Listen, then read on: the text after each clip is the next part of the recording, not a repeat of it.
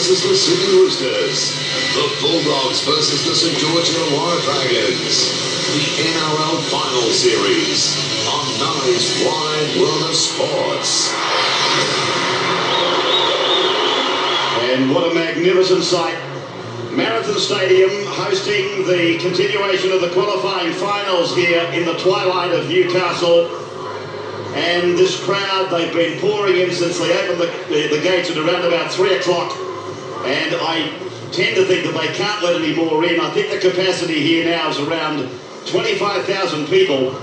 Formerly the ground record was in the low 30,000s, but now with some corporate boxes and what have you, I think the maximum is somewhere around about 25, 26,000, and I think the house full sign has gone up. Wonderful crowd in to see the Newcastle Knights take on the Sydney Roosters, who've proven something of a thorn in their side, particularly here at Marathon. The last 5 times the Roosters have come here, they've gone away with 3 victories and a draw. So Newcastle, even with 25,000 people pushing them on, would not be overly confident against Brent Fittler and Graham Murray's Sydney Roosters, who finished 6th in the Premiership after 26 rounds. They go out now for battle, and they've only just really started to reassert themselves as a Premiership threat with some good form at the back end of the Premiership. Vital to their cause, of course, is Brent Fittler. It's a windy night, and that big boot of Fittler will certainly play a part, as will the boot of Andrew Johns. Craig Wynn has been in scintillating form. Some of the pressure for him, of course, has been taken away in more recent weeks with Paul Green's return. And a sea of red, white and blue. Obviously both clubs enjoy the same colours, different designs, as Andrew Johns takes his beloved Newcastle Knights out there. Johns is only a few points away from becoming the first half-back in a season to score 250 points. Let's have a look at the cards now with Peter and the Chief.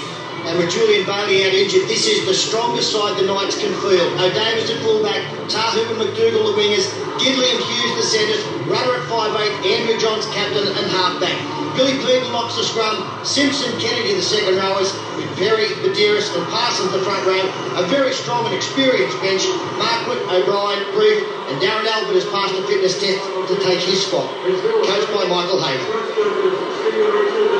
Here's the lineup here for the Roosters. Phillips at fullback, Flannery and Minicello are on the wings, Hegarty and Singh in the centres. Now Fittler and Wing. Fittler is the captain, and the halves Ricketson will make up the lock.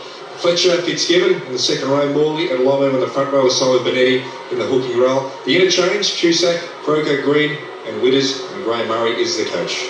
And outside line tonight, it's welcome to one of the great hookers, Steve Walter. Steve, good evening. What's your weather like down there? Yeah, thanks, Ray. I'm really looking forward to this one. Weather-wise, it's partly cloudy, about 22 degrees. We've got a west-northwest breeze blowing, so great conditions to play football. I think the Knights will be too strong tonight, even though they've lost 4 of their last 5 finals games. Bill Harragon in charge of this qualifying final tonight. Newcastle's record under Harragon, not all that flash. I think he's had them 50 times for 19 wins by the Newcastle Knights, as Lomu is the first to take the ball back to the opposition, back on his own 10 for the Roosters, as they come away from the northern end of this ground here at Marathon. Packed to the rafters, wonderful atmosphere. This is Morley, the Englishman, out and tackled on the 20-metre line now. He's gone forward in the play the ball, and Harragon just double-checking with his touch judge. And he's going to put a scrum down. Gee, that's a devastating start for the Roosters. I can't remember ever seeing anything like this, Ray. Well, I think Matty Parsons has hit that back with his heel. A little sneaky one there.